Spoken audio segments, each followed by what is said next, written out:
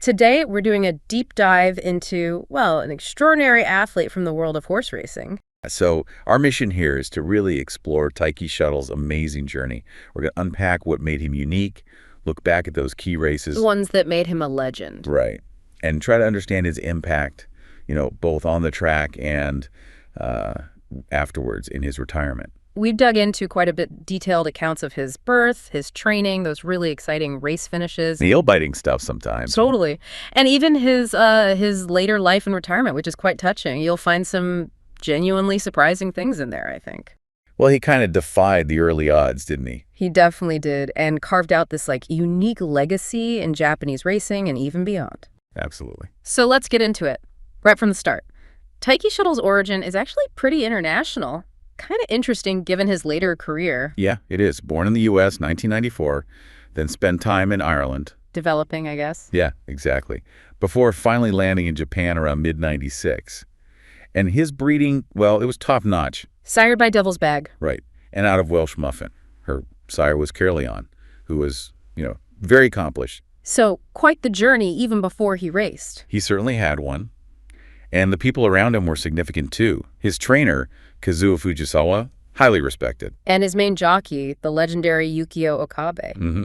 And here's a neat little fact. Okabe had actually ridden Taiki Shuttle's mother, Welsh Muffin, back when she raced in America. No kidding. That's a cool connection.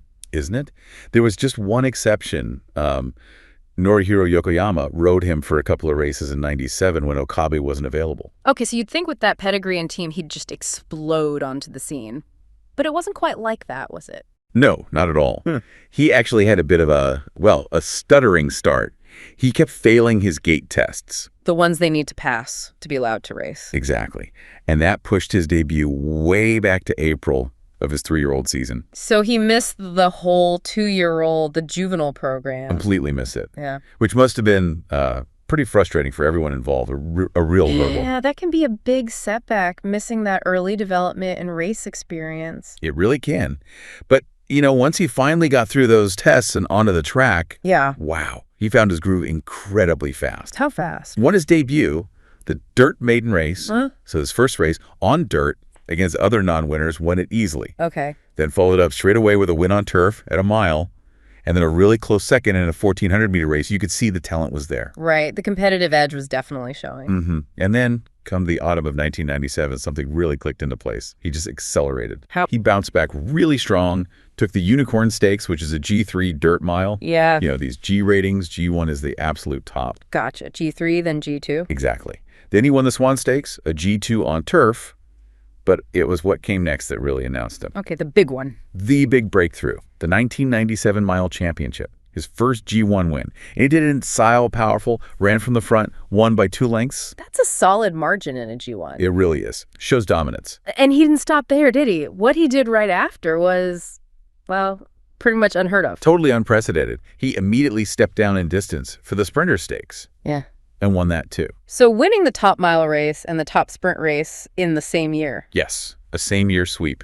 It just hadn't been done. It wasn't just winning. It was a massive statement about his versatility, his range. Yeah, that he wasn't just a miler. He was something different, a multi-distance threat. Absolutely. That double G1 in such different kinds of races, it immediately marked him as special. Kind of redefined what a top horse could do versatility-wise. So heading into his 4-year-old season, 1998, expectations must have been sky high. Oh, for sure. And he started strong. Won the Kyohai Spring Cup, another G2.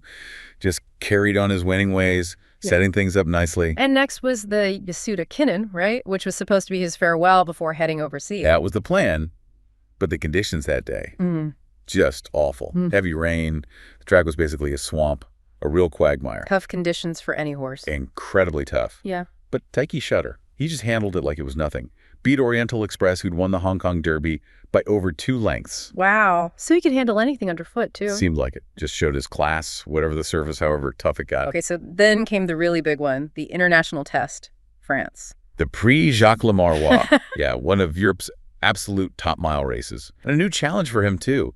A straight 1,600-meter course. Different from the oval tracks he knew. What was the feeling like before that race? Any nerves? Actually, yes. Reports say his team was pretty worried because he was acting really unsettled beforehand, which wasn't like him at all. Oh, really? That must have added to the pressure. You'd think so. But, well, once those gates opened, the champion just showed up. He dug in, held off the competition, won by half a length. Making history. Only the second Japanese horse to win a G1 abroad. At that point, yes. And only a week after Seeking the Pearl did it first. For Yukio Kokabe, the jockey. You could see how much it meant. He was visibly emotional afterwards. A career moment. I can only imagine the feeling. Pride, relief. All of it, I'm sure. Huge pressure, huge triumph. So after that amazing win in France, he comes back to Japan. And what does he do? Just strolls into the mile championship and defends his title. Masterfully. Won by 5 lengths this time. 5 lengths, just dominant. That seemed like the perfect ending, right? Go out on top? Absolutely. Yeah. Everyone thought that was it. A brilliant career capped off perfectly. But there was one more. There was one more. Apparently, the Japan Racing Association, they persuaded the team to run him one last time. In the Sprinter Stakes, again. Ah, how'd that go?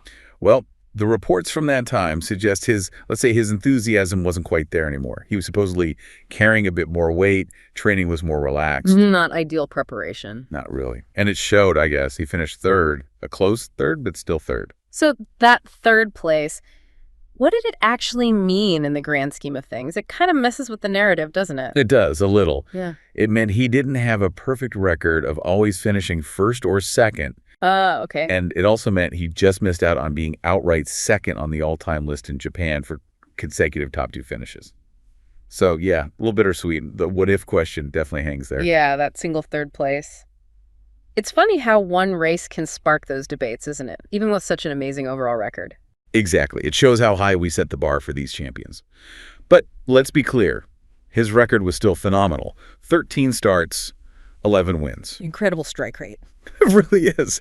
If you compare win percentages for Japanese horses who raced up to age 4, you're basically looking at deep impact territory. Only the absolute elite have better numbers. It puts his achievement in perspective, and the official awards reflected that. Oh, absolutely. 1998, he was named Japan's Horse of the Year. And that was a big deal, the first sprinter or miler to get that honor. And he got recognition in France, too. He did. France's older Horse of the Year for 98 as well. Yeah. And then the next year, 1999, straight into the Japan Racing Hall of Fame. Again, the first sprinter miler. Just immediate recognition of his unique class. No question. Now, you mentioned the what-ifs. One of the big ones around him was about distance, wasn't it? The idea that maybe he could have handled 2,000 meters. Yeah, that's a fascinating one. Despite being so dominant at a mile, there was always this belief, this talk, that he had the class to go further, maybe win at 2,000 meters. But he never tried it. Why not?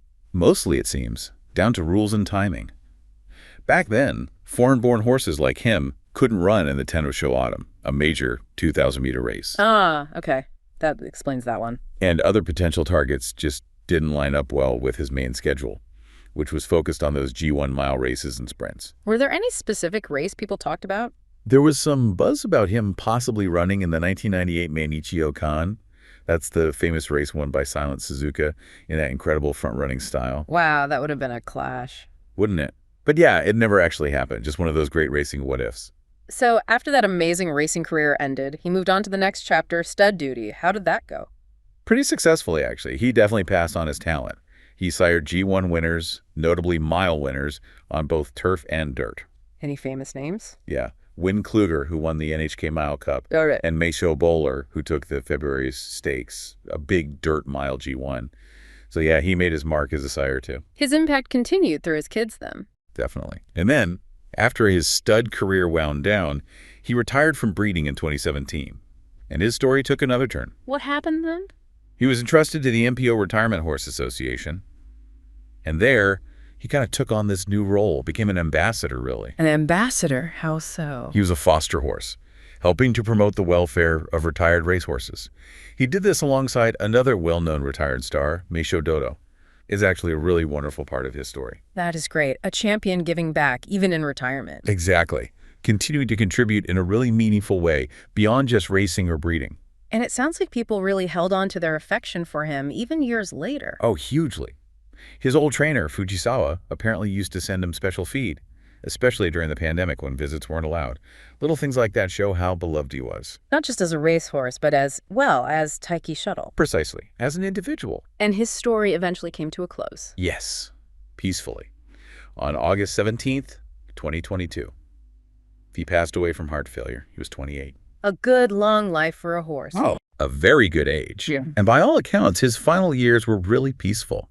He lived at a farm surrounded by other animals, sheep, cats, just quietly enjoying his retirement. A nice image.